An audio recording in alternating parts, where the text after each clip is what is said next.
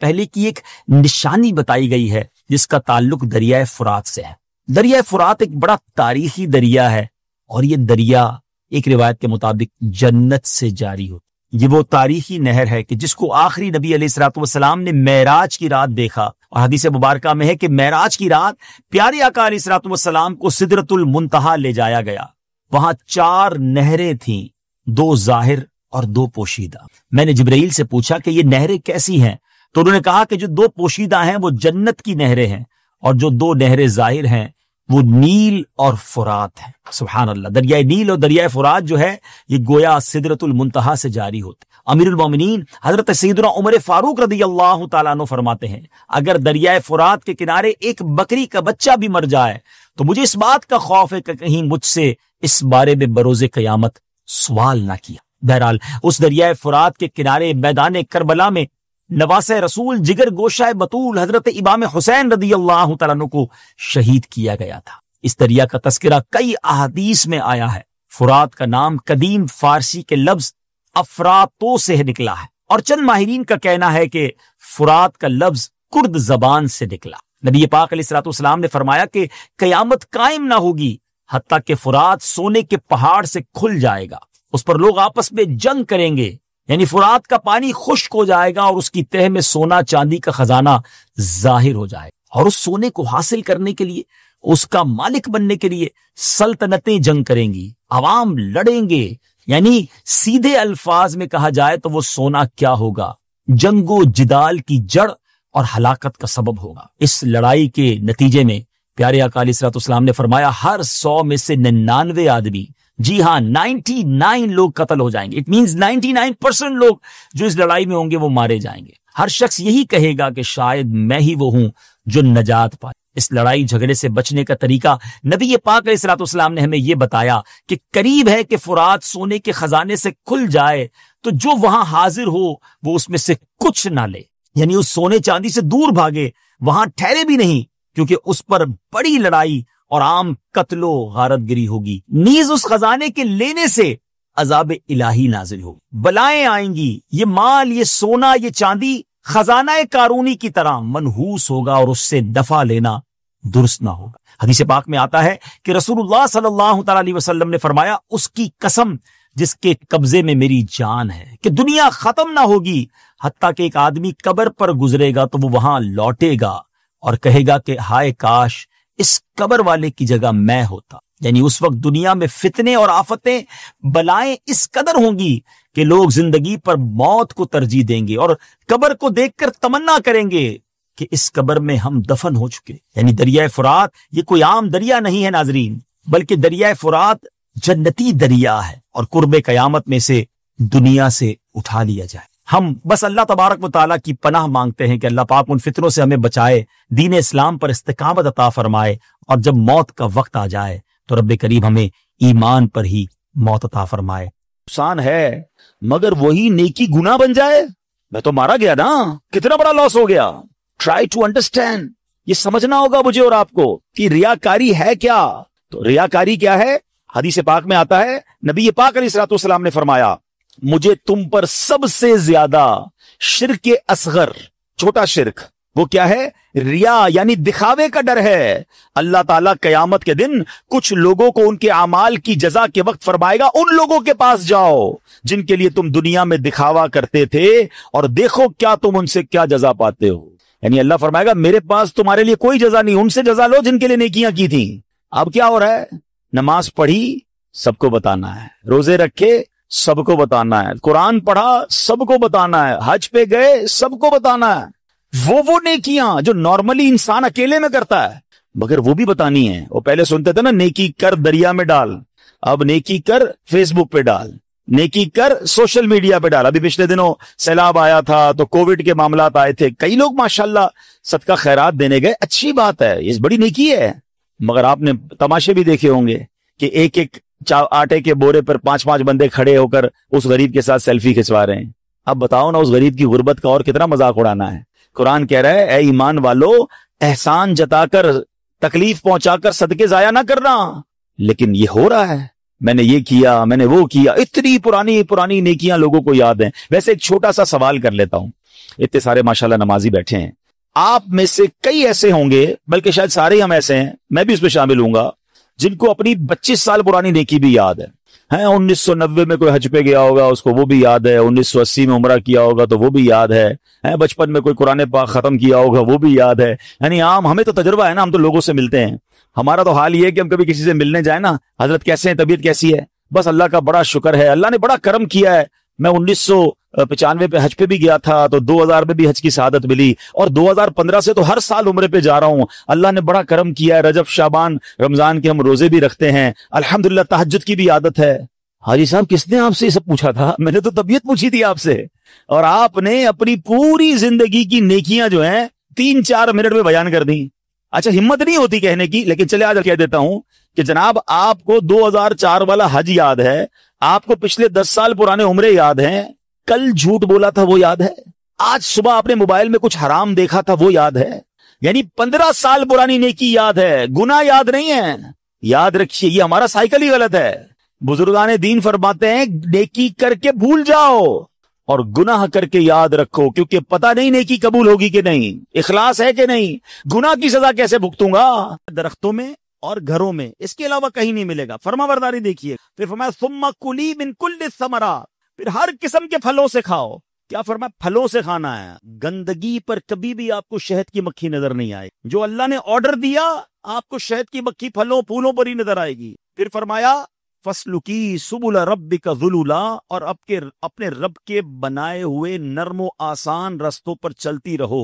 اب ذرا غور کریں پیارے اسلامی بھائیوں، شہد کی مکھی کیسی فرما بردار ساری دنیا میں، بلکہ انہوں نے تو ترتیب کا بھی خیال رکھا ہے. اللہ نے پہلے کیا فرمایا؟ کدھر بنانا ہے؟ پہاڑوں میں. سب سے زیادہ چھتے آپ کو پہاڑوں میں ملیں گے. سیکنڈ نمبر پہ چھتے آپ کو درختوں میں ملیں گے. تیسرے نمبر پر چھتے آپ کو کبھی کبھی گھروں میں مل جائیں گے. تو پتا چلا ایک تو تیسرے سے چوتھے پوائنٹ پر نہیں گئے، بلکہ اس ترتیب کا خیال بھی شہد کی مکھیاں رکھ رہی ہیں جو حکم رب نے قرآن میں دی ہے. پھر فرمایا پھلوں اور پھولوں کا رس، کوئی گندگی کسی کچرے کے ڈھیر پر آپ کو شہد کی مکھی نہیں ملے گی. علماء کہتے ہیں جو شہد کی مکھی اللہ کی ایسی فرما برداری کر رہی ہے، جو آرڈر دیا ہے اس کو پورا کر رہی ہے، تو اس کا صلہ کیا ملا کہ اللہ نے پھر اس کے اندر کیا بنایا؟ یخرجو من بطونہا شراب مختلف الوانہ فیہ شفاء للناس، اس کے پیٹ سے ایک پینے کی رنگ برنگی چیز نکلتی ہے جو لوگوں کے لیے شفا ہے. فرما برداری کرو، پھر دیکھو صلہ کیسا ملتا، اجر کیسا ملتا ہے، پھر شفا نکلتی ہے. تو سبحان اللہ، یہ شہد کی مکھی مجھے اور آپ کو سکھا رہی ہے کہ جدھر جانے کا حکم دیا ہے اے بندوں ادھر جانا. میں تو مکھی، تم تو اشرف المخلوقات ہو، تم تو نبی پاک کے امتی ہو. مجھے رب نے فرمایا پھلوں اور پھولوں کے علاوہ کہیں اور نہیں جانا، میں گندگی پر نہیں جاتی. تم مسلمان ہو کر حرام کیسے کھا لیتے ہو؟ تم مسلمان ہو کر حرام کیسے کما لیتے ہو؟ ارے مسلمان ہو کر لوگوں پر ظلم کر کے پیسے کیسے چھین لیتے ہو؟ حلال کمانا جو اللہ نے اجازت دی ہے، کیونکہ جب سے میں نے فرما برداری شروع کی ہے اللہ نے مجھے شفا والا، میٹھا میٹھا شہد بنانے والا بنا دیا. اے مومنو تم بھی رب کی فرما برداری کرو، اللہ تمہیں بھی شفا والا شہد جیسا میٹھا میٹھا اجر عطا فرما دے گا. ہاں حلال کھانے والے بڑے سکون میں رہتے ہیں، اللہ کی فرما برداری کرنے والے مزے میں رہتے ہیں، کیونکہ وہ رب کی فرما برداری کرتے ہیں. اللہ ان کی دنیا بھی اچھی کر دیتا ہے، ان کی آخرت بھی اچھی کر دیتا ہے. آپ دیکھیں سود کا کام کرنے والا، رشوت کا کام کرنے والا، چوری چکاری کرنے والا، ڈکیتی مارنے والا، مسلمانوں پر ظلم کر کے پیسے کمانے والا، آپ کو ٹینشن میں ہی نظر آئے گا. پیسے بہت ہوں گے، بہت پیسے، بنگلے، گاڑیاں، لیکن رات کو نیند آ رہی ہے، اس کو ہر وقت ٹینشن ہے ابھی چھاپا پڑ جائے گا، ابھی پولیس آ جائے گی، ابھی کوئی نہ کوئی نوٹس آ جائے گا. ارے اس پیسے کا کیا کرنا ہے؟ جس میں چین ہی نہیں ہے. بہت خوبصورت مثال علماء نے دی کہ دیکھو کھانے میں بھی شہد کی مکھی وہی کھاتی جو رب نے بتایا، چلتی بھی اسی راستوں پر جس میں رب نے بتایا ہے، اور گھر بھی وہی بناتی جہاں رب نے بتایا. تو اللہ نے صلے میں کیا دیا؟ ساری دنیا کی مکھیاں ایک طرف، شہد کی مکھی کیسی مبارک کہ اس کا ذکر قرآن میں فرما دیا اور اس کو شفا والا شہد عطا فرما دیا. یہ میسج ہے ہم سب کے لیے کہ جو رب نے فرمایا ہے تم ویسی زندگی گزار لو، اللہ تمہاری دنیا بھی اچھی کر دے گا، تمہاری آخرت بھی اچھی کر دے. اللہ اکبر. اب شہد کا کمال دیکھو، یہ جو شفا والا فرمایا نا، طبی تحقیقات کے مطابق شہد میں آئرن اور وٹامنز اور اینٹی آکسیڈنٹ پائے جاتے ہیں. انہی خصوصیات کی وجہ سے شہد کو سپر فوڈ کہا جاتا ہے. شہد آواز کو صاف کرتا ہے، بینائی کو، آئی سائٹ کو تیز کرتا ہے اور بھوک کو بڑھاتا ہے، زخم کو ٹھیک کرتا ہے اور تازہ گوشت باڈی میں پیدا کرتا ہے، جسم کا رنگ جو ہے وہ کلر جو ہے وہ فیئر ہونے لگ جاتا ہے، نکھرنے لگ جاتا ہے، عقل زیادہ کرتا ہے، کھانسی اور جریان کو ختم کرتا ہے، چربی کو کم کرتا ہے، شہد کے استعمال سے کولیسٹرول لیول میں کمی آتی ہے، ہائی بلڈ پریشر میں بہتری آتی ہے، سر کی خشکی کا خاتمہ کرتا ہے اور وزن میں کمی لاتا ہے۔ اب اللہ کی قدرت کا ایک اور نظارہ، میرے لیے بالکل نئی معلومات تھی، حالانکہ میں نے شہد پہ بہت ریسرچ کی ہے، مگر یہ جو میں نے آج پڑھا یہ اور کہتے نا محبت رب سے اور بڑھ گئی، میرے رب کی قدرت کے نظارے۔ اب ذرا سنیے، یہ تو ہم کو پتا ہے کہ شہد کی مکھیاں مختلف پھلوں اور پھولوں کا رس چوس کے آتی ہیں، کوئی کڑوا بھی ہوتا ہے، کوئی میٹھا بھی ہوتا ہے۔ جب یہ شہد کے چھتے میں جمع ہوتی ہے نا، تو اللہ پاک نے ہر بچلی کے پیٹ میں ایک تھیلی بنائی ہے، ٹھیک ہے، اس کو کراپ کہتے ہیں۔ اپنے وزن سے زیادہ وہ رس چوس لیتی ہے اور اس کو ٹرانسپورٹ کر کے اپنے چھتے تک لے آتی ہے۔ جب وہ چھتے میں آ جاتی ہے تو یہ سارا کا سارا رس جو ہے یہ شہد کی مکھیاں ایک دوسرے کے منہ میں ڈالتی ہیں۔ یہ ایسا نہیں کہ اس باکس میں ڈال دیتی ہے، سب ایک دوسرے کے اندر روٹیٹ کرتی ہیں، اور اس کی وجہ یہ ہے کہ ان کے جو منہ کے اندر، میں نے کہا تھا نا کچھ بیکٹیریا کچھ انزائمز کام کے ہوتے ہیں، ہنی اسٹمک میں موجود جو انزائمز ہوتے ہیں وہ رس کو توڑ کر اس کو گلوکوز اور فرکٹوز میں تبدیل کر دیتے ہیں۔ پھر یہ سارا رس جو ہے مکھیاں اب کیا کرتی ہیں، اس میں اپنے پر پھر پڑاتی ہیں۔ اب اللہ نے دیکھو کیسا نظام دیا، کیونکہ اس میں پانی بھی ہوتا ہے، شہد میں صرف 18% پانی ہوتا ہے، لیکن جب یہ رس چوس کر آتی ہے تو پانی زیادہ ہوتا ہے۔ تو پانی کم کرنے کا طریقہ کیا ہوتا ہے کہ ساری شہد کی مکھیاں اس رس کے اوپر اپنے پروں کو پھر پڑا کر ہوا کا انتظام کرتی ہیں تاکہ پانی اڑنا شروع ہو جائے اور خالص شہد نیچے آ جائے۔ آپ سوچیں، ہم بڑے بڑے پنکھے لگاتے ہیں کہ یار یہ جگہ کو سکانا ہے، پانی کو اڑانا ہے، یہ شہد کی مکھیوں کے جو پھر پڑاتے ہوئے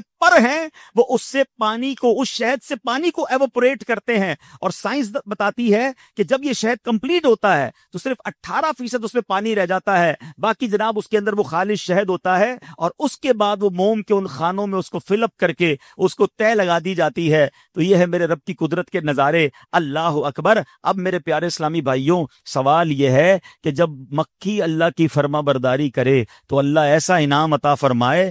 ہم تو وہ ہیں جن کے لیے ساری کائنات بنائی۔ ابھی میں نے آپ کو قرآن کی آیت سنائی نا کہ اللہ نے یہ ساری چیزیں تمہارے لیے بنائی ہیں، اگر میں اور آپ اللہ کی فرما برداری کریں تو کیا ہوگا؟ اللہ قرآن میں فرماتا ہے وَمَن يُطِعِ اللَّهَ وَرَسُولَهُ فَقَدْ فَازَ فَوْزًا عَظِيمًا، جو اللہ اور اس کے رسول کی فرما برداری کرے اس نے بڑی کامیابی پائی، بڑی کامیابی، دنیا میں بھی خیر آخرت میں بھی خیر۔ بس فرما بردار بن جاؤ، نافرمانی نہیں کرنی۔ اور جب فرما بردار بنتے تو ملتا پتہ ہے کیا ہے؟ حضرت سلمان فارسی رضی اللہ تعالیٰ، بڑے کمال کی ہستی ہیں، بڑا پیار ہے مجھے ان سے۔ ہاں، ان کی ہسٹری ایسی ہے، کبھی الگ سے موقع ملا حضرت سلمان فارسی کے بارے میں بیان کریں گے کہ کتنی مشکلوں سے یہ نبی پاک کے پاس پہنچے، کتنی طویل عمر تھی۔ حضرت سلمان فارسی وہ ہیں جن کو آزاد کرنے کے لیے نبی پاک نے اپنے ہاتھ سے پودے لگائے، اور جو 1980-90 میں مکہ مدینے گئے ہوں گے انہوں نے حضرت سلمان فارسی کا باغ بھی دیکھا ہوگا کہ مدینے میں وہ باغ تھا جو نبی پاک نے اپنے ہاتھ سے پودے لگائے تھے۔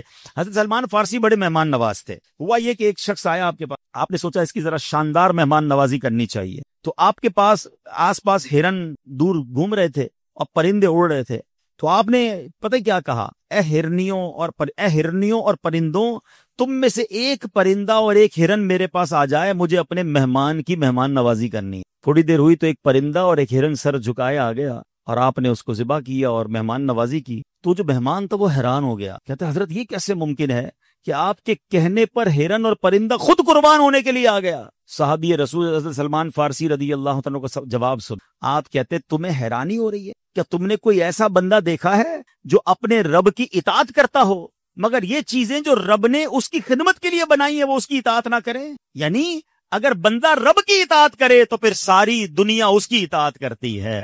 اللہ رب کو راضی کرے، اللہ سب کو راضی کر دیتا ہے۔ دنیا اس بندے کے پیچھے بھاگتی ہے جو اپنے رب کو راضی کرتا ہے۔ ہمارا پرابلم یہی ہے، ہم دنیا کو راضی کرنے کے چکر میں رب کو ناراض کر رہے ہیں۔ آپ دیکھیں نا اللہ والوں، اچھا اس کو آج کے دور میں سمجھ لیں، آج کے دور میں سمجھ لیں، جو لوگ اللہ کے نیک بندے ہوتے ہیں ساری دنیا ان کے پیچھے ہوتی ہے، خدمت کرنے کے لوگ آگے پیچھے گھوم رہے ہوتے ہیں کیونکہ اللہ والے ہیں۔ آج مزارات اولیاء پر دیکھے نا، دنیا کہاں سے آتی ہے؟ ارے انہوں نے رب کو راضی کیا، رب نے سب کو راضی۔ ہمارا پرابلم یہ، کیا کمال کی بات کی حضرت سلمان فارسی نے، کوئی ایسا بندہ دیکھا ہے کیا کہتے ہیں؟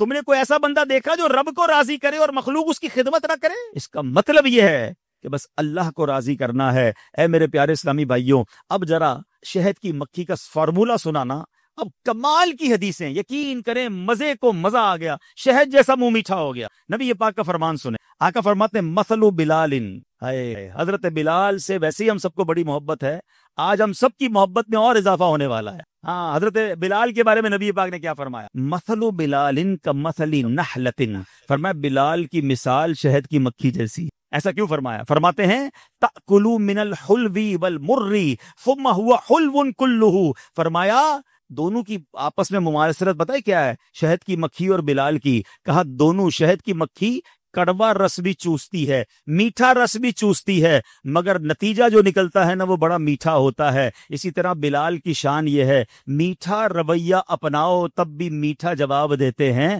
کڑوی بات کرو تب بھی بلال میٹھا ہی جواب دیتے ہیں۔ ہاں، یہ سمجھنا ہے حضرت بلال کے اخلاق کیسے، پیار سے بات کرو تب بھی پیار سے جواب ہے، اور ٹیڑھی بات کوئی کر رہا ہے، مزاج کے خلاف کر رہا ہے، پھر بھی میٹھا جواب ہے۔ آقا فرماتے بلال کی مثال ایسی ہے جیسے شہد کی مکھی کی مثال ہے۔ اللہ کرے ہم بھی ایسے ہو جائیں۔ ہمارے یہاں تو فارمولہ ہی الگ ہے، لوگ کہتے ہیں جناب ہم شریف کے ساتھ شریف ہیں، بدماش کے ساتھ بدماش ہے۔ ارے بندہ بولے یہ فارمولہ کدھر سے آیا بھائی؟ شریف کے ساتھ شریف اور بدماش کے ساتھ بدماش نہیں۔ مسلمان اچھا مومن شریف کے ساتھ بھی شریف ہوتا ہے، بدماش کے ساتھ بھی شریف ہوتا ہے۔ جبھی تو بدماش توبہ کرے گا نا، آپ بھی بدماش بن جاؤ گے، آپ بھی آستینے چڑھاؤ گے، آپ بھی گالیاں نکالو گے، آپ بھی تو تڑاک کرو گے، تو فرق کیا رہا اس میں اور آپ میں؟ نہیں، یہ پیاری مثال یاد رکھنا، شہد کی مکھی کڑوا بھی چوستی ہے، میٹھا بھی چوستی ہے، مگر نکلتا کیا ہے؟ میٹھا۔ اب آپ سوچ لو ہمارے اندر سے کیا نکلتا ہے؟ ہمیں کوئی مسکرا کر ملے، اچھا ماشاءاللہ کیسے، تحفہ دے تو ہم کہ مرحبا، آپ ٹھیک، سب ٹھیک ہے۔ ذرا کوئی ٹیڑھی بات کرے، ارے بندے کا رنگ ہی بدل جاتا ہے۔ ہمیں تجربہ ہوا یار، کبھی کبھی ایسا اچھا خاصا داڑھی والا نیک نمازی جو کو غصہ آتا ہے نا، بندہ حیران ہو جاتا ہے، بندہ ہی چینج ہو جاتا ہے، منہ سے گالیاں آل فول، منہ لال، لڑنے جھگڑنے گرمان کھول دیا۔ بندہ کہ یہ وہی تھا جو تھوڑی دیر پہلے بسم اللہ ماشاءاللہ سب کر رہا تھا، اور نماز میں ہر وقت نظر آتا ہے چہرے پہ داڑھی، بازو کا سر پر امامہ۔ اللہ اکبر۔ نہیں جن اخلاق کا ٹیسٹ ہی جب ہوتا ہے، یاد رکھیے گا، یہ کوئی ٹیسٹ نہیں ہے کہ آپ سے کوئی مسکرائے تو آپ بھی مسکرائے، آپ کو تحفہ دے تو آپ بھی تحفہ دیں، نہیں، مزہ ہی جب ہے آپ کے مزاج کے خلاف بات ہو، اب آپ میں ٹیمپرامنٹ کتنا ہے، اب آپ کا صبر کتنا ہے۔ اللہ حضرت بلال کے اخلاق کا صدقہ نصیب فرمائے۔ آئے ہائے، تھوڑی دیر پہلے ہم کہہ رہے تھے نا کہ نبی پاک جس کے بارے میں جو فرما دے وہ ہو جاتا ہے۔ اللہ کرے پیارے آقا فرمائے کہ ہماری مثال بھی ایسی جیسے شہد کی مکھی جیسے، اللہ ایسا بنا دے۔ آگے سنیں، اب فرمایا ایک مرتبہ ایک شخص جو ہے حضرت خواجہ غریب نواز رحمت اللہ تعالی علیہ کی بارگاہ میں حاضر ہوا، اور اس کی حضور مجھے آپ کی خدمت میں حاضر ہونے کی تمنا ہے، اور آج یہ نعمت مجھے مل گئی ہے، بڑا ارمان پورا ہو گیا تھا۔ وہ غیر مسلمان کے حلیے میں آیا تھا، اور ارادہ یہ تھا کہ خواجہ غریب نواز پر اٹیک کر کے آپ کو شہید کرنا ہے۔ حضرت خواجہ غریب نواز اللہ کے ولی، آپ نے اللہ کے نور سے پہچان لیا کہ اس کا ارادہ کیا ہے، اور وہ بڑا جناب بچھا جا رہا ہے، حضرت میں آپ کا دیوانہ، آپ کا فین، آپ سے محبت کرنے والا، حالانکہ ان کو پتہ تھا کس لیے آیا ہے۔ تو خواجہ غریب نواز نے ڈائریکٹ کہا کہ جس نیت سے آئے ہو نا وہ کام کر لو۔ اللہ اکبر، وہ تو لرزنے لگ گیا، اس کو سمجھ آ گئی کہ حضرت کو پہچان لیا کہ میں تو خنجر چھپا کے لایا ہوں۔ خنجر زمین پہ پھینکا، تھر تھر کانپنے لگا، کہ حضرت معاف کر دیں، میرا ارادہ یہ نہیں تھا، مجھے کسی نے ورغلا کے بھیجا، فلاں بندے نے پیسے دیے کہ آپ پر جا کر اٹیک کرنا ہے۔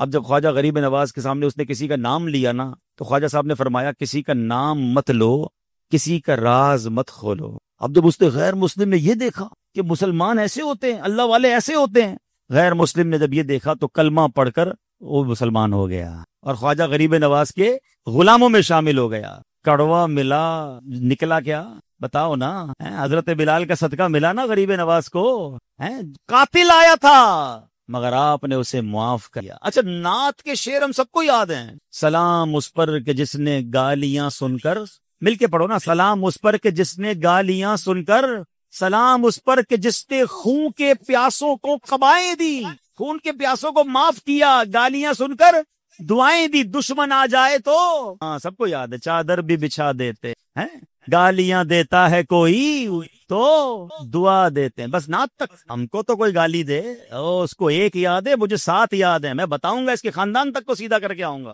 ہے کوئی پتھر ایک تو مارے میں گھر توڑ کے آ جاؤں گا، اس کا اینٹ کا جواب پتھر سے، ٹٹ فور ٹٹ، کمال ہے یار۔ اچھا، نعتیں سب پڑھ رہے، سلام آقا کو کر رہے ہیں، لڑائی ہم روز کر رہے ہیں، بھائی ہم بھی تو سیکھیں، جانی دشمنوں کو معاف کیا اللہ والوں نے. خواجہ غریب نواز کو قتل کرنے آیا ہے نا. کیا پیارا, مجھے مزہ آ گیا, یقین کریں میں دوبارہ پڑھتا ہوں حدیث, دوبارہ پڑھتا ہوں. اللہ اس کی مٹھاس ایسی پیاری ہے کہ آقا علیہ الصلوۃ والسلام فرماتے ہیں, کیا کمال کی حدیث ہے, فرماتے ہیں مثل بلال کا مثل نحلت, بلال کی مثال ایسی ہے جیسے شہد کی مکھی جیسی ہے. غدت تأکلوا من الحلو والمر, فرمایا کہ شہد کی مکھی کی کیوں ہے کہ کڑوے پھولوں کا رس بھی چوستی ہے اور میٹھے بھی چوستی ہے. ثم هو حلو كله, مگر جو نتیجہ نکلتا ہے وہ سارے کا سارا میٹھا ہی ہوتا ہے. اللہ ایسا بنا دے, اللہ ایسا بنا دے. میں نے کہا نا 2 حدیثیں سنانی ہے, اب دوسرا سنو. اسی شہد کی مکھی سے کیا سیکھنے کو مل رہا ہے. نبی پاک فرماتے ہیں ان مثل المؤمنی کا مثل النحلہ, وہ تو حضرت بلال کو کہا نا, اب مومنوں آپ کے لیے بھی کہا ہے, اچھے مومن بننا ہے. آقا فرماتے ہیں مسلمان کی مثال شہد کی مکھی جیسی. دونوں میں مماثلت کیا ہے, واٹ از دا کمپیریزن, کیا سملیرٹی ہے. فرمایا اکلت طیبن ووضعت طیبن, شہد کی مکھی صرف اور صرف پاک کھاتی ہے اور جو نکالتی ہے وہ بھی پاک ہی ہوتا ہے. ووقعت فلم تکسر ولم تفسد, جس شاخ پر اپنا چھتا بنا لیتی ہے اسے توڑتی ہے نہ وہاں فساد پھیلاتی ہے. اللہ اکبر, کیا اللہ کی مخلوق ہے اور نبی پاک کی مثال کیسی دینے کا انداز ہے. اب سوچ لو کہ بندہ مومن کون ہوتا ہے, حلال و طیب ہی کھاتا ہے اور اس کے نتیجے میں جو طاقت ملتی ہے, جو اسے قوت ملتی ہے, اس کے ذریعے اخلاق و کردار سے وہ مسلمان اچھا کردار پیش کرتا ہے, وہ پاک اور طیب کردار ہوتا ہے. بندہ مومن جہاں ٹھہرتا ہے, جس شہر میں رہتا ہے, جس محلے میں رہتا ہے, وہاں فساد نہیں پھیلاتا, وہاں جھگڑا نہیں پھیلاتا. یہی شہد کی مکھی کرتی ہے نا, جس درخت پر چھتا ہو وہ درخت کو فساد نہیں پھیلاتی. اب ہم غور کر لیں, کیا ہم پاک کھاتے ہیں؟ اور جو کھانے کے بعد طاقت ملتی ہے وہ طاقت میں کردار اچھا اپناتے ہیں یا بدماشی کرتے ہیں؟ اور جس محلے میں, جس شہر میں, جس ملک میں رہتے ہیں, یا اس ملک میں فساد پھیلاتے ہیں, یا اس محلے اور اس ملک میں ہماری وجہ سے امن و سکون ہے, ہماری وجہ سے خوشیاں ہیں. یقین کریں یہ ایک حدیث بہت کچھ سکھا رہی ہے. There are brilliant messages. اگر سمجھنے والا ہو تو سمجھ جائے کہ کم از کم یار میں شہد کی مکھی جیسا تو بن جاؤں کہ آقا نے فرمایا بندہ مومن وہ ہوتا ہے جیسے شہد کی مکھی ہوتی ہے. پہلی نیت یہ کر لیں کہ آج کے بعد حرام نہیں کھائیں گے, انشاءاللہ حرام روزی کے قریب بھی نہیں جائیں گے. یار کتا بھی کھانے سے پہلے سونگتا ہے کہ یار یہ آیا کدھر سے, ہڈی بھی سونگ کے ڈائریکٹ نہیں کھائے گا, چیک کریں گے حلال کھا رہا ہوں حرام کھا رہا ہوں. بڑی دل کو ٹچ کرنے والی پوسٹ پڑی تھی ایک بار سوشل میڈیا پہ. کسی غیر مسلم ملک میں کوئی گیا اور جا کر اس کو کہا یار مجھے آپ سے مال لینا ہے, اچھا اس مال پر ہے نا ریٹ غلط لکھ دو, میڈ ان فلاں کی مہر لگا دو, ساری ملاوٹیں کروائیں اس سے. انگریز تھا وہ, اور آخر میں لنچ ٹائم ہوا تو کہتا ہے کھانا کھانا ہے, کھانا مجھے حلال کھانا ہے. کون سے حلال ریسٹورنٹ میں کھانا ملے گا, ہم آپ کا کھانا نہیں کھا سکتے. تو اس انگریز نے کہا کہ تمہارے مذہب میں صرف گوشت حلال کھانا ہی ہے یا روزی بھی حلال کھانا ہے؟ یعنی ہم کسی کو کہیں نا سور کھاؤ, اللہ کیسی باتیں کر رہے ہو, ہم مسلمان سور کیسے کھائیں گے, جھوٹ بول کر کاروبار کر لیں گے. تو یہ تو حلال تھوڑی, یہ بھی تو حرام ہے. رشوت لے کر جو کھا رہا ہے تو وہ کیا کھا رہا ہے, حلال کھا رہا ہے.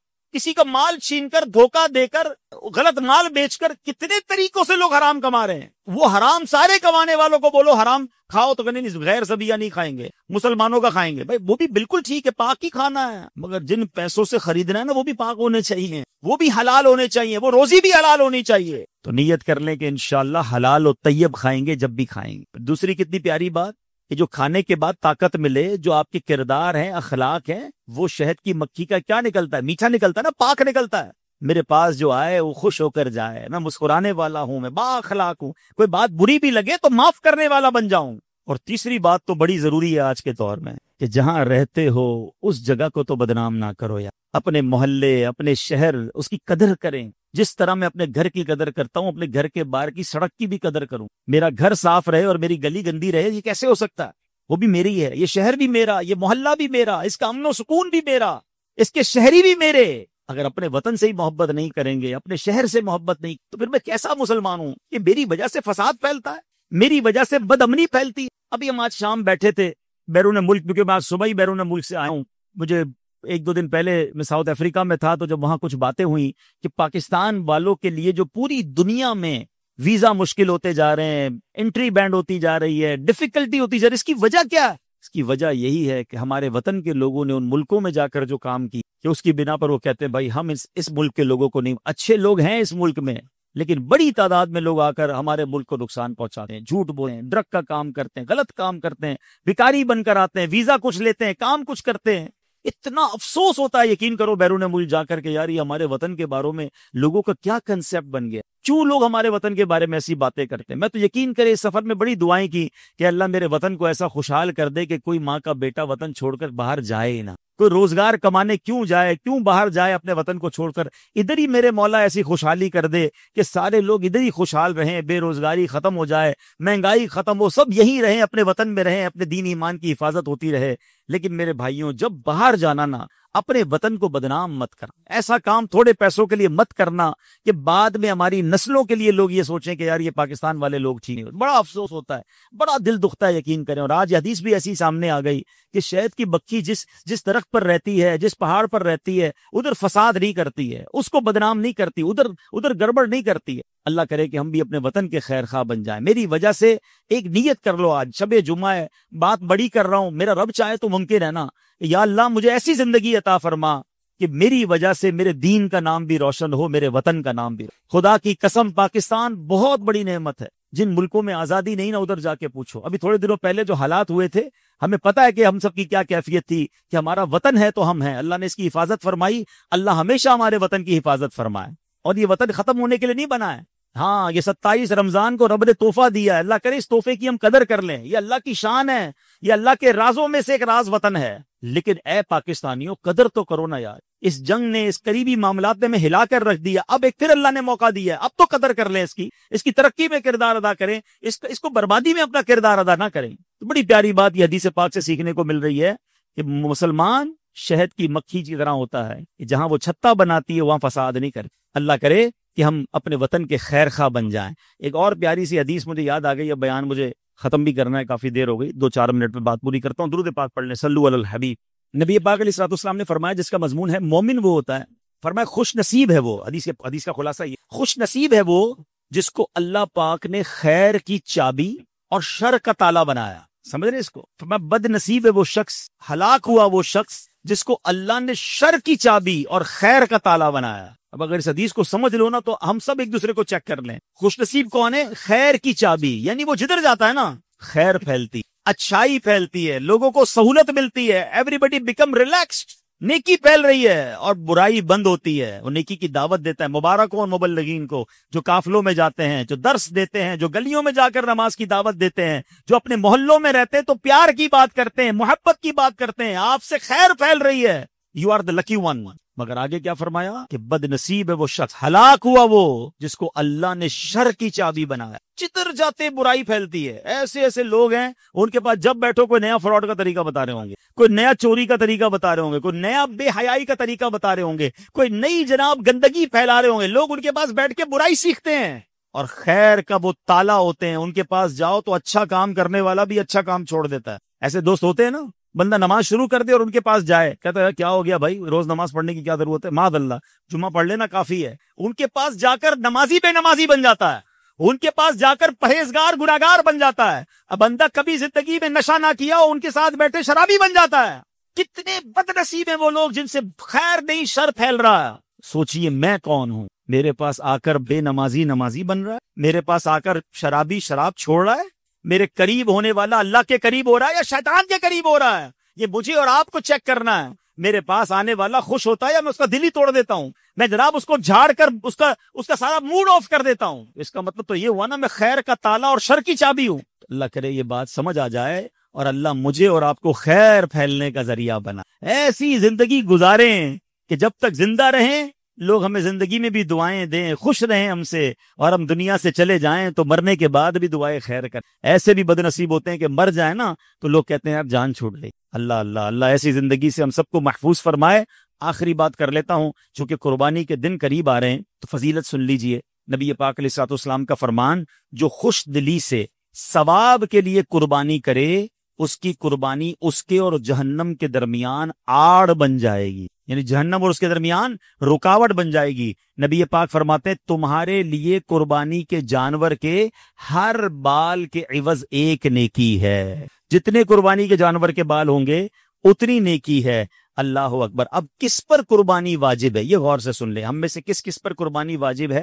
قربانی ہر اس بالغ جو بالغ ہو گیا، نابالغ نہ ہو، مقیم مسلمان یعنی مسافر نہ ہو، جو اپنے وطن میں ہے، اپنے شہر میں ہے، مقیم مسلمان مرد و عورت پر واجب ہے جو مالک نصاب ہو، یعنی جس کے پاس 52.5 تولے چاندی یا اتنی مالیت کی رقم ہو، یا اتنی مالیت کا تجارت کا مال، یا اتنی مالیت کا حاجت اصلیہ سے زیادہ ہو. یعنی زندگی کی جو ضروری چیزیں ہیں، اس کی تفصیل ہے، اس سے زیادہ اگر 52.5 تولہ چاندی یا اتنی رقم کا مال ہے تو اب اس پر قربانی واجب ہو جائے گی. ہاں، جو استطاعت کے باوجود قربانی نہ کرے، ایسے شخص کے بارے میں نبی پاک علیہ الصلوۃ والسلام نے فرمایا وہ ہماری عیدگاہ کے قریب نہ آ. آقا نے ناراضگی کا اظہار فرمایا. بابا فرید گنج شکر فرماتے ہیں جو صدقہ اور قربانی نہیں کرتا اس سے آرام چھین لیا جاتا. ہاں، تو اب یاد رکھیے کہ جس پر واجب ہے وہ کنجوسی نہ کرے. کچھ لوگ کیا کرتے ہیں، پوری فیملی کی طرف سے ایک بکرا قربان کر دیتے ہیں. نہیں، اگر گھر میں بالغ افراد زیادہ اور سب پر قربانی واجب ہے تو سب کا ایک ایک حصہ ہے. آپ 7 حصے گائے کر لیں، ٹھیک ہے نا، اس کے اندر 7 اونٹ کر لیں، لیکن سب کے کریں اگر آپ پر واجب ہے. اور پھر پہلی بات یاد رکھیے گا، خوش دلی سے کریں. ہاں، بوجھ سمجھ کر نہیں، ارے بھائی قربانی آ گئی اب تو کرنی پڑے گی، پیسے نکالنے پڑیں گے. نہیں نہیں نہیں، یہ تو سعادت ہے، اللہ نے اس قابل بنایا. بلکہ جس کو اللہ نے اور ماں دیا ہے، بہترین جانور فرمایا، یہ ایک روایت کے مطابق یہ جانور تمہارے لیے نامہ اعمال پہ وزن کا کام کریں گے، تو وزنی تگڑا جانور کریں. اللہ نے دیا تو ایسا کریں، مگر جیسا بھی جانور کریں نیت اللہ کی رضا کی ہونی چاہیے. دکھلاوا نہیں کہ لوگوں کو پتا چلے کہ ماں بدولت کتنے سخی ہیں اور کتنا بڑا جانور لے کر آئے ہیں. دیکھو دیکھو میں نے 5 لاکھ کا جانور لیا ہے، 10 لاکھ کا. اللہ کی رضا کے لیے آپ 10 نہیں 10 کروڑ کا جانور لیں، اس میں کوئی غلط بات نہیں ہے. ہاں، میرے پاس ابھی ٹائم کم ہے، ورنہ ابھی تھوڑے دن ہوں گے یا شروع ہو گئے ہوں گے سوشل میڈیا پر وسوسے پھیلانے والے کہ جناب اربوں روپے کی قربانی ہوتی ہے، اس سے بہتر ہے کہ کسی غریب کی شادی کرا دی جائے، تو جناب کسی کا جو ہے وہ کام کرا دیا جائے. تو ایک بات ہمیشہ یاد رکھیں، ہم مسلمان ہیں اور ہمارا کام ماننا کس کی ہے؟ اللہ کی بات ماننی ہے، قرآن کی بات ماننی ہے، رسول پاک کی بات ماننی. میری شریعت نے مجھے کہا کہ قربانی کے دنوں میں سب سے افضل کام وہ کیا ہے؟ خون بہانا، قربانی کرنا ہے. تو مجھے بیمار کسی غریب کا علاج کرا کر بھی ثواب کس سے لینا ہے؟ اللہ سے لینا ہے نا. تو جس نے ثواب دینا ہے وہ فرما رہا ہے کہ ان دنوں میں سب سے افضل کام ہی قربانی کرنا ہے. تو میں ان کی مانوں یا رب کی مانوں؟ تو پہلے تو یہ ذہن بنا لو، جو شریعت کا حکم ہے اس پر کیا کہنا ہے؟ لبیک.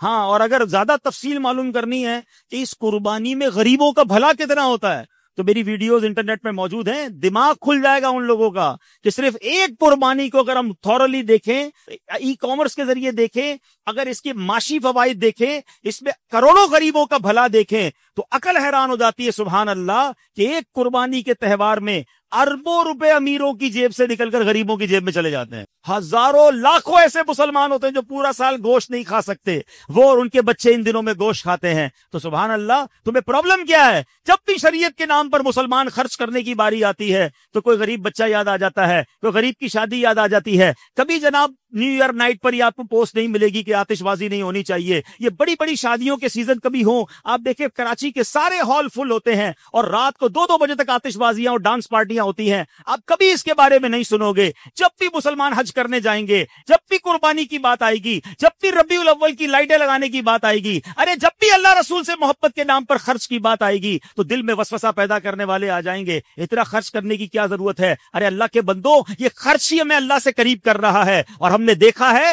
جو ان کاموں میں خرچ کرتا ہے وہ غریب مسلمانوں پر بھی خرچ کرتا ہے. سخاوت پڑتی ہے نا. جب سخاوت بڑھے گی، آپ سب چیزوں پر خرچ کریں گے. تو ہمارا کام اللہ رسول کی بات ماننا ہے. اب اسلام کے نام پر پیسہ تو کیا، اپنی جان بھی قربان کریں گے. اللہ عمل کی توفیق عطا فرمائے. شب جمعہ ہے. اب آئیے اختتام پر ہمیں کچھ دعائیں اور درود پڑھائے جاتے ہیں، انشاءاللہ وہ بھی پڑھائے جائیں گے، اور کچھ اعلانات بھی ہوں گے تو وہ درود پاک پڑھ لیں. صلو علی الحبیب. ہر شب جمعہ ہمیں کچھ درود اور دعائیں پڑھائی جاتی ہیں، پہلے وہ پڑھ لیتے ہیں. بزرگوں نے فرمایا جو شخص ہر شب جمعہ اور جمعرات کی درمیانی رات کی درود پاک پابندی سے کم از کم 1 مرتبہ پڑھے، موت کے وقت سرکار مدینہ صلی اللہ تعالی علیہ وسلم کی زیارت کرے گا، اور قبر میں داخل ہوتے وقت بھی یہاں تک کہ وہ دیکھے گا کہ سرکار مدینہ صلی اللہ تعالی علیہ وسلم اسے قبر میں اپنے رحمت بھرے ہاتھوں سے اتار رہے ہیں. آئیے مل کر پڑھتے ہیں. اللہم صلی وسلم وبارک علی سیدنا محمد النبی الأمي الحبيب العالي القدر العظيم الجاه وعلى آلہ وصحبہ وسلم۔ حضرت انس رضی اللہ تعالیٰ عنہ سے روایت ہے کہ تاجدار مدینہ صلی اللہ علیہ وسلم نے فرمایا، جو شخص یہ درود پاک پڑھے، اگر کھڑا تھا تو بیٹھنے سے پہلے اور بیٹھا تھا تو کھڑے ہونے سے پہلے اس کے گناہ معاف کر دیے جائیں گے۔ مل کر پڑھ لیں، اللہم صلی علی سیدنا و مولانا محمد وعلی آلہ وسلم۔ جو یہ درود پاک پڑھے اس پر رحمت کے 70 دروازے کھول دیے جاتے ہیں۔ آئیے رحمتوں بھرا درود پڑھتے ہیں۔